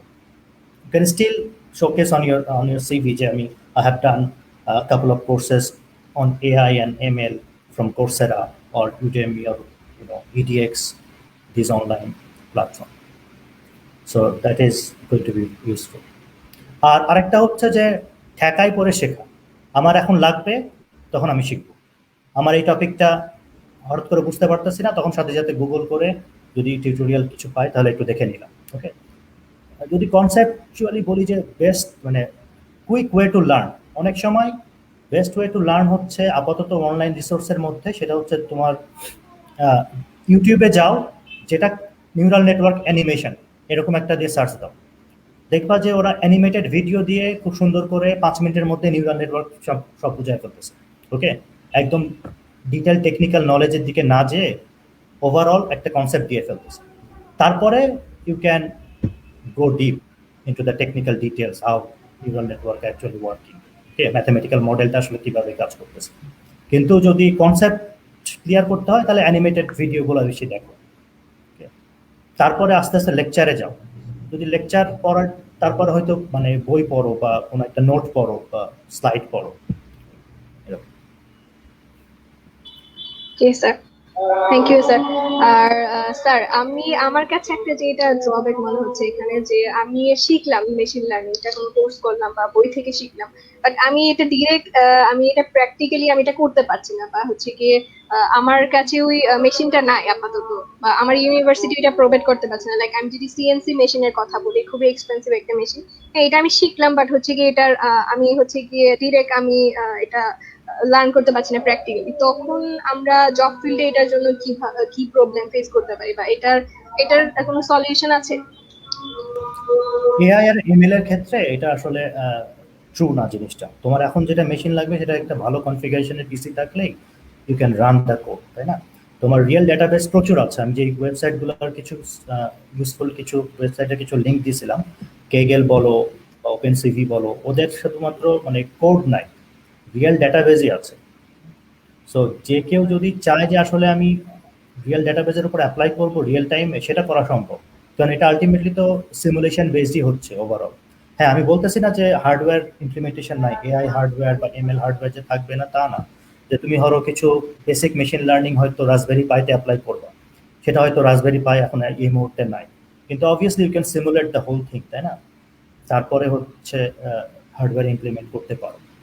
সো আমার কথাটা হচ্ছে এখন এত বেশি রিলেভেন্ট ওয়েবসাইট আছে যেখানে তোমাকে রিয়েল ডেটাবেস সহ মানে তোমার স্ট্রাকচার দিচ্ছে। ধরো সিএনএন অ্যাপ্লাই করবা, কনভলিউশনাল নিউরাল নেটওয়ার্ক, সেটার পুরো স্ট্রাকচার আছে, কোড আছে, এবং মাঝে মাঝে কিছু কিছু সার্ভার তোমাকে ফ্রিতে ওদের সার্ভারে রান করতে দিচ্ছে। তো you just need to find out the way. মানে এই মুহূর্তে এমন না যে এআই আর এমএল এর জন্য বিশাল কোনো মেশিন লাগবে মানে অ্যাপ্লাই করার জন্য, ইমপ্লিমেন্ট করার জন্য। সবকিছুই পিসি বেসড হতে পারে, মানে অনলাইন বেসড হতে পারে। Yes sir, sir you explain it very well. Sir আরেকটা কমেন্ট নিয়ে নিই। নিশা আপু বলছে যে I was introduced with data mining at the last year of my university life. Would it be possible for me to learn this now by my own? আপু last ইয়ারে হচ্ছে কি ওদের ইউনিভার্সিটিতে এই কোর্সটা শুরু হয়েছিল, ওদের ডাটা মাইনিং জিনিসটা। তো এটা কি আপুর জন্য পসিবল হবে এখন নিজে শেখার জন্য? অফকোর্স অফকোর্স, এখন তো আসলে না শেখার কোনো অজুহাত দিতে পারবো না আমরা, তাই না? না শেখার কোনো অজুহাত নাই এখন, আমাদের কাছে সবকিছু আই আছে। থিঙ্ক আপু ভাবছে যে আমি তো লাস্ট ইয়ারে চলে আসছি, গ্রাজুয়েশন হয়ে যাবে এখন, গ্রাজুয়েশনের পরেই তো সবার একটা টেন্ডেন্সি থাকে যে স্যার না একটা কোনো একটা জবে ঢুকতো। তো এই টাইমটা একটু ক্রুশাল টাইম হয়ে যায় যে না, তখন আমি এটা হচ্ছে এটা কি ব্যাপারটা হচ্ছে যে ইম্পর্টেন্স প্রায়োরিটির উপর ডিপেন্ড করতেছে। তুমি যদি মনে করো যে এটাতে তোমার প্যাশন আছে এবং it is important for you to learn, you can apply somewhere in your career or whatever. So you can always make some time out of that. It's all about priority and importance. So তুমি যদি importance realise করো, priority দাও, তাহলে ওটা করতে পারবে। আর তা না হলে কখনোই কোনো কিছু শেখা সম্ভব না। আচ্ছা, আমি যদি আমার পার্সোনাল এক্সপেরিয়েন্স শেয়ার করি, আমরা তো কেবল গ্রাজুয়েশন শেষ করলাম কাইন্ড অফ বলা যায়। তো আমাদের যে ফ্রেন্ডরা ছিল বেশিরভাগই দেখা গেছে জাস্ট লাস্ট ইয়ারের ভেতরে তারা আসলে পুরো জিনিসটা মানে যেহেতু রিসার্চের বিষয় ছিল, থিসিসের বিষয় ছিল, তো সবাই দেখেছি লাস্ট এক ইয়ারের ভেতরেই তারা দেখা যাচ্ছে পুরো machine learning, deep learning, data mining এগুলো শিখতে পেরেছে অ্যাকচুয়ালি। এমন না যে আমাদের কোর্স ছিল না, আমাদেরও কোর্স ছিল, সেই কোর্সগুলো লেন্দি ছিল, সেগুলোতে মানে সেইগুলো শেখার পরও দেখা গেছে যে এগুলো শেখার জন্য টাইম করা গেছে। মানে আসলে এখনকার দিনের বিষয়টা হলো এরকমই হয়ে দাঁড়িয়েছে। আমার ইচ্ছা আছে, মানে প্রপার ইচ্ছা আছে, জাস্ট আমার ইচ্ছা আছে লাইক আমি চাচ্ছি এরকম না, আমার যাদের ইচ্ছা আছে তারাই সবাই আসলে শিখতে পারে, এটা without regard of the time of your life. আমার যা মনে হয় স্যার, আপনার মনে হয় এটাই মনে হয় কথা? আমার কথাটা হচ্ছে যে ফার্স্টে ইঞ্জিনিয়ারদের, অ্যাজ অ্যান ইঞ্জিনিয়ার, যে কোনো ইঞ্জিনিয়ারিং স্টুডেন্টকেই বলি আমি। আমাকে শোনা যাচ্ছে? জি স্যার, শোনা যাচ্ছে স্যার। আচ্ছা, যে কোনো ইঞ্জিনিয়ারিং স্টুডেন্টকেই বলি যে সেটা হচ্ছে যে অ্যাজ অ্যান ইঞ্জিনিয়ার তোমার বেসিক কিছু কোয়ালিটি থাকতে হবে, স্কিল থাকতে হবে। ওকে, তার মধ্যে হচ্ছে একটা হচ্ছে যে অ্যানালিটিক্যাল স্কিল থাকতে হবে, ডিজাইন স্কিল থাকতে হবে, প্রবলেম সলভিং স্কিল থাকতে হবে। কী ধরনের problem solving? The engineers are supposed to solve complex engineering problem. So this is how engineers are different from technician or technologist. So এখন নেক্সট কোয়েশ্চেনটা হচ্ছে যে আমরা অনেক সময় দেখা গেছে টেন্ডেন্সি কিছু স্টুডেন্টদের মধ্যে, যেহেতু artificial intelligence, machine learning, deep learning, these are some of the buzzwords and keywords. Okay, so আমরা হয়তো জেনে না বুঝে হয়তো অ্যাপ্লাই করা শুরু করি আর কি, কোনো কিছুর উপর, ডেটা সেটের উপরে হোক, কোনো একটা প্রজেক্টে হোক। হয়তো আমাদের দরকারই ছিল না ওখানে এআই অ্যাপ্লাই করা, হয়তো। ওকে, so first of all, find out whether actually you really need that AI or ML, and then what kind of ML classification algorithm you need. এখন যেহেতু তোমার ডিপ লার্নিং অনেকটা ব্ল্যাক বক্সের মতোই, কি যে কেউ চাইলে ইউজ করতে পারে। সত্যি কথা বলতে, যে তুমি একটা ইনপুট দিবা, ও একটা আউটপুট ক্লাসিফাই করে ক্লাস 1, ক্লাস 2, ক্লাস এ, ক্লাস বি, অথবা কোনো একটা প্যাটার্ন রিকগনাইজ করে তোমাকে দিয়ে দিবে। ওকে, তুমি হয়তো বুঝতেছেও না আসলে এটার আসলে মিনিংটা কি, ফিজিক্যাল এক্সপ্লেনেশনটা কি। তুমি হচ্ছে কিছু আউটপুট পাচ্ছ, তোমার সফটওয়্যার কিছু মানে পারফরমেন্স প্যারামিটার অটোমেটিকলি জেনারেট করতেছে, কিছু সুন্দর গ্রাফ তোমাকে প্রোভাইড করতেছে। So you can all of this showcase in your presentation or in your report or in your research paper, and you might think that, okay, I have been a very good user or an expert on ML or DL. যেটা হচ্ছে যে তুমি আসলে প্রবলেমটাই হয়তো identify করো না ঠিক মতো। সো এটা হচ্ছে একটা পার্ট, যে apart from learning this things, এটা এআই, এমএল, ডিএল, এগুলো ইম্পর্টেন্স, এটা নতুন করে বলার কিছু নেই, but please understand why you are using this, whether it is really required or not. Okay, কোনো একটা মানে মশা মারতে যেন কামান না দরকার হয়। ওকে, মশা মারতে কেন কামান না দরকার, তা নাহলে কিন্তু এটা ইঞ্জিনিয়ারের কাজ হইল না। ইঞ্জিনিয়ারের কাজ শুধুমাত্র মানে সলভ করা না, অপটিমাইজ করাটা হচ্ছে ইঞ্জিনিয়ারের আরো একটা বড় একটা মানে স্কিল দরকার। সো প্রবলেম সলভ অনেকভাবেই অনেক করতে পারে, কিন্তু অপটিমাম সলিউশনটা আলটিমেটলি ইঞ্জিনিয়ারকে আনতে হবে। So no matter which engineering background you are from, okay, so ultimately দেখো যে তোমাদের এটা আসলে দরকার কিনা। হয়তো একটা সিম্পল একটা অটোমেটেড একটা সুইচে এই কাজটা হতে পারে, যেটাকে তুমি হয়তো একটা ওখানে খামাখা এআই অ্যাপ্লাই করার ট্রাই করতেছো, অথবা গাল ভরা নাম দিয়ে দিছো যে এআই কন্ট্রোল রোবট। হয়তো ওখানে কোনো এআই অ্যালগোরিদম ইউজই হয় নাই, কিন্তু হয়তো ইউজ করতেছো টার্মিনোলজিটা বিকজ দিস ইজ বাজওয়ার্ড, মানুষ মানে ইমপ্রেস খুব মানুষকে ইমপ্রেস করা যাবে, মানুষকেও বাহবা দিবে এই ধরনের বাজওয়ার্ড বা কিওয়ার্ড অ্যাপ্লাই করার কারণে। সো এটা হচ্ছে আরেকটা পয়েন্ট যেটা আমি দেখছি যে অনেকেই হয়তো ইউজ করতেছে একদমই না বুঝে আর কি, এবং তারা যেই ক্লাসিফিকেশনটা রেজাল্ট পাচ্ছে বা পারফরমেন্সটা পাচ্ছে কোন একটা ডাটা সেটের উপরে, সেটা আসলে মেক সেন্স করে না রিয়েল লাইফে অনেক সময়। বিশেষ করে আমি তো বায়োমেডিক্যাল সিগন্যাল বা বায়োমেডিক্যাল ইমেজ প্রসেসিং এগুলো নিয়ে কাজ করি ডিফারেন্ট ডিজিজ ডায়াগনোসিসের ক্ষেত্রে। তো সেখানে আমি দেখছি যে আসলে ওরা মানে অনেক স্টুডেন্ট আছে যারা অ্যাপ্লাই করতেছে, খুব সুন্দর রেজাল্ট পাচ্ছে, অ্যাকুরেসিও অনেক হাই পাচ্ছে, ওকে, কিন্তু আসলে প্রবলেমটা সম্পর্কেই আইডেন্টিফাই করে নাই ঠিক মতো, কেন করতেছি সেটাই আসলে নিজেকে জিজ্ঞেস করে না। সো ফার্স্ট থিং হচ্ছে যে please ask yourself why are you doing this, okay, what is the problem statement and what exactly you are trying to find out as a solution. Okay, just কিছু IoT, AI, ML, DL, robotics, automation, এই ধরনের keyword apply, মানে big data, cloud, এগুলো big cryptocurrency, এই ধরনের keyword apply মানে use করে প্রজেক্টটাকে একটু গাল ভরা একটা নাম দেওয়ার চেষ্টা না করাই ভালো। Try to find a simple solution, easy and simple solution that is feasible for all. G sir, sir বুঝতে পেরেছি।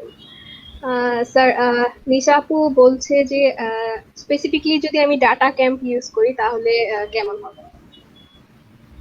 আমি আসলে এটা ব্যাপারে জানি না ডাটা ক্যাম্পটা কি, সে কথা বলতেছে হয়তো ডাটা মাইনিং এর কোনো একটা সফটওয়্যার কথা বলতেছে, আমি এটা জানি না। স্যার আমি পার্সোনালি এটা ডাটা ক্যাম্প সম্পর্কে জানি, মানে ডাটা ক্যাম্প একটা মানে কাইন্ড অফ লার্নিং আর কি, যেখানে আর কি এই বিষয় নিয়ে আসলে এই ডাটা মাইনিং, ডাটা অ্যানালাইসিস এগুলো আর কি খুব মানে ব্রিফলি শেখানো হয় অ্যাকচুয়ালি, মানে স্যার কাইন্ড অফ বলা যায় যে ওই কোর্সেরা, এডেক্স এদের একটা অল্টারনেট টাইপের। আচ্ছা, আমার পার্সোনালি মতামত স্যার যে মেইন কথা হচ্ছে ডাটা ক্যাম্প না কোর্সেরা, ডাজন্ট ম্যাটার, যেখান থেকে তোমার মনে হয় যে তোমার জন্য সুবিধা হবে। এবং এটাই স্যার, যে এখন আসলে ম্যাটার করে না, সবই তো স্যার মানে অলমোস্ট মানে ভালো কোয়ালিটিরই এডুকেশন সবগুলোতে আছে মোটামুটি বলা যায়। সিস্টেমেটিক ওয়েতে শিখলেই ভালো আমার মতে। যদি কোনো একটা, এই জন্য বলতেছে যে কোনো একটা যখন কোর্সে তুমি এনরোল হয়ে থাকবে তখন তোমাকে একটা পুশ দেবে যে অ্যাসাইনমেন্ট সাবমিট করতে হবে, আর তুমি যদি ওটার লাইসেন্স মানে সার্টিফিকেটের জন্য ওটাকে পারচেজ করো কোর্সটাকে, তাহলে আরো বেশি পুশ দিবে, কারণ তুমি you have paid, right? So তোমার ওই ওটা you have to get back the reward of what ever you have paid. So এটা ওর জন্য আলটিমেটলি তোমাকে find a way which will push you for continuous motivation, তা নাহলে কিন্তু থাকবে না। তো সবকিছু যখন ফ্রি হয়ে যাবে তখন ওই যে ফ্রিলি অ্যাভেলেবল যখন, তখন ফ্রিলি চলেও যাবে। জি sir, don't even realise that. জি স্যার। স্যার আমরা আসলে সেশনের একদম লাস্টের দিকে চলে আসছি, আমাদের time, we are running out of time. So sir আপনি খুবই চমৎকার ভাবে আমাদেরকে আজকে এক্সপ্লেন করলেন, এন্ড খুবই ইজি ওয়েতে আমরা বুঝতে পারলাম জিনিসগুলো, খুবই ইনফরমেটিভ ছিল আপনার কথাগুলো সবগুলো। স্যার লাস্ট যদি আমি বলি যে আমাদের ইঞ্জিনিয়ারিং স্টুডেন্টদের উদ্দেশ্যে আপনি যদি কিছু বলতেন, মানে যে ওভারঅল যে শুধু machine learning and artificial intelligence না, মানে কিভাবে আমাদের হচ্ছে গিয়ে প্রোগ্রেস করা উচিত, যারা কারেন্টলি যারা পড়ছে এন্ড যারা বের হয়ে গেছে, গ্রাজুয়েশন কমপ্লিট করে ফেলেছে, ওদের জন্য, ওদের উদ্দেশ্যে আপনি কি বলবেন? ইঞ্জিনিয়ারিং স্টুডেন্টদের একটাই কথা, সেটা হচ্ছে যে যাই পড়তেছো না কেন একটু বোঝার চেষ্টা করো যে এটার ফিজিক্যাল এক্সপ্লেনেশন বা ফিজিক্যাল মিনিং বা রিয়েল অ্যাপ্লিকেশন কোথায় লাগবে, সেটা রিলেট করার চেষ্টা করো। নিজেদেরকে প্রশ্ন করো, যদি নিজে না পারো তাহলে ফ্যাকাল্টি মেম্বারদের জিজ্ঞেস করো, তোমাদের স্যারদের জিজ্ঞেস করো, বা ফ্রেন্ডের সাথে ডিসকাস করো। ওকে, সো অনেক সময় দেখা যায় যে প্যাসিভ লার্নিং হচ্ছে, বা নিজে যা বুঝতেছো নিজেই সব করতেছো অনলাইনে, যেহেতু সারাদিন খালি পিসি নিয়ে বসে আছো, কোনো ডিসকাশনে যাও না, এটাও ঠিক না। So try to have discussion with your friends, with your seniors, with your faculty members. তারপরে যারা বের হয়ে গেছে তাদের কাছ থেকেও নিতে পারো, সাজেশন নিতে পারো। যাই করো না কেন, জাস্ট কোয়েশ্চেন নিজেকে, you ask yourself that why you are doing this, okay, what is the output of this, outcome of this. So তো এটা এই জিনিসগুলো জিজ্ঞেস করো এবং রিলেট করার চেষ্টা করো থিওরিটাকে প্র্যাকটিক্যালের সাথে। আর eventually you should be able to solve complex engineering problem. Complex engineering problem solve করা মানে এটা না যে you come up with a complex solution. You have to come up with a very easiest solution. Okay, easiest and optimized solution. Problem complex হতে পারে কিন্তু your solution has to be easy. Okay, so এটাকে easy করার জন্য যদি তোমার Arduino YONO মানে mini দিয়ে কাজ হয়, ওকে, বা আরডিনো ন্যানো দিয়ে কাজ হয়, why you will go for Arduino mega, তাই না? যত বেশি ইজি করা যায় সেটাই আমি বলতেছি। তো একটা জিনিস যদি আরডিনো দিয়ে কাজ করা যায় তাহলে তুমি ওটাকে রাসবেরি পাই ইউজ করবা না সেখানে, কারণ আরডিনো উনো মানে ন্যানো বা মিনি এগুলো আরো মানে তোমার কস্ট এফেক্টিভ, আরো ইজি কম্পেয়ার টু রাসবেরি পাই। ঠিক আছে, তুমি জাস্ট লোক দেখানোর জন্য রাসবেরি পাই ইউজ করবে না, একইভাবে লোক দেখানোর জন্য তুমি এআই বা এমএল ডিএল ইউজ করবে না, যদি সত্যি লাগে তাহলে ইউজ করবে। ওকে, এবং একইভাবে মানে তোমার অ্যালগোরিদম বা যে সিস্টেমটা তুমি ডিজাইন করতেছো সেটা আসলে কতটা কমপ্লিকেটেড, কতটা ম্যাথমেটিক্যালি ফ্যাসিনেটেড, এটার চাইতে সলিউশনটা কত ফিজিবল যাদের জন্য করতেছো ইউজার, সেটা তুমি দেখবা। ওকে, সো তুমি অনেক বড় ভালো ম্যাথ পারো বা খুব ভালো ম্যাথমেটিক্যাল মডেলিং প্রোগ্রামিং পারো, এই জন্যে খুব হাই কনফিগারেশনের সব মডেলিং বা প্রোগ্রামিং বা কোনো একটা সিস্টেম অ্যাপ্লাই করতেছো, যেটা হয়তো তোমার ওভারঅল সিস্টেমের কস্ট অনেক বাড়াই দিতেছে, হয়তো ওটা বাল্কি হয়ে যাচ্ছে সিস্টেমটা। ওকে, তার চাইতে ইজি সলিউশনের দিকে চিন্তা করো। Okay, so ultimately be analytical, okay, and try to do a design. Any project you try to do your own design, okay, and then do the performance measurement, validate your design, okay, do the whatever is required to verify your performance of your design, and don't get hooked in machines.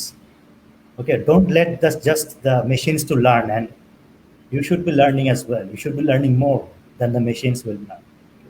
And try to utilize the resource first, identify the unutilized resources first, and then try to find out how to utilize that resource, how to use that resource.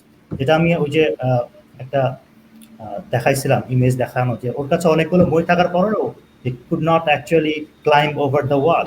Why? Because he doesn't know how to use that particular tool, the ladder itself, তাই না? So অনেকগুলো ladder থাকতে পারে তোমার কাছে, কিন্তু if you do not know how to use that particular ladder, then you will always be on the other side of the wall. এটার আগেও আরেকটা কোয়েশ্চেন করো যে আসলে আমাকে ওই দেয়ালের ওই পারে যাইতে হবে কিনা, দরকারটা কি, দেয়ালের ওই পারে গেলে কি হবে? ঠিক আছে, অনেক সময় দেখা যায় আসলে তোমার দেয়ালের ওই পারে যাওয়ার দরকারই নাই, ওকে, বাট স্টিল সবাই যাচ্ছে এই জন্য হয়তো তুমি যাচ্ছ। ওকে, অথবা তোমার কাছে একটা রিসোর্স আছে, মানে ল্যাডার আছে, এই জন্য ওটাকে ইউজ করে তুমি দেয়ালের ওই পারে টপকায় ওই পারে যাইতে চাচ্ছ, হয়তো তোমার যাওয়ার দরকারই ছিল না। সো এই ধরনের বেসিক কিছু কোয়েশ্চেনগুলো আস্ক করো, তারপরে you apply your technical skill. হ্যাঁ, আগে হচ্ছে হিউম্যান ইন্টেলিজেন্স, হিউম্যান ইমোশন থেকে কিছু বেসিক কোয়েশ্চেন আস্ক করো। কেন আমি ওই পারে যাব, আদৌ দরকার আছে কিনা, গেলে কি লাভটা, আউটকামটা কি? যদি আমি কনভিন্স হই যে আমাকে যাইতেই হবে ওই পারে, আউটকামটা পজিটিভ কোনো একটা আউটকাম আমার জন্য, আমার ফ্যামিলির জন্য, কমিউনিটির জন্য, দেশের জন্য, okay, overall it will be a beneficial one, তাহলে আমি দেন সার্চ করব what is the right tool for me, কি কি ওয়ে আছে ওই পারে যাওয়ার জন্য। ওকে, অনেকগুলো ওয়ের মধ্যে আমি একটা অপটিমাইজড ইজি একটা সলিউশন নিব, তারপরে ওটা কিভাবে ইউজ করতে হয়, ওই টুলটা বা ওই সলিউশনটা আসলে কিভাবে কাজ করে সেটা আমি দেখে তারপরে ওটাকে অ্যাপ্লাই করে তারপরে ওই পারে যাব। এটা হচ্ছে ওভারঅল মানে সিনারিওটা, যে কোনো প্রজেক্ট, যে কোনো মানে ডিসিশন মেকিং এ এটা আলটিমেটলি এটা প্রযোজ্য হতে পারে আমার মতে। জি স্যার, স্যার খুবই চমৎকার ছিল, খুবই ইনফরমেটিভ ছিল আপনার কথাগুলো। আসলে আমরা অনেক কিছু আপনার থেকে জানতে পারলাম, খুবই ইম্পর্টেন্ট ইনফরমেশন পেলাম আপনার থেকে। We are really grateful sir to have you with us today. তো স্যার অসংখ্য ধন্যবাদ আমাদের সাথে আজকে আপনার এত ভ্যালুয়েবল টাইমগুলো আমাদেরকে দেওয়ার জন্য। Thank you so much again sir. জি স্যার, স্যার ভালো Thank you, থাকবেন, সুস্থ Sadia. থাকবেন, Thank you, আমাদের Dr. জন্য Aman, দোয়া and thank you. Inshallah. Thank you, Ganjam. And don't get disheartened, don't get disappointed. You keep going, inshallah. Something good will happen to every one of us, inshallah. Thank you so much sir. আসসালামু আলাইকুম sir. Thank you. Thank you.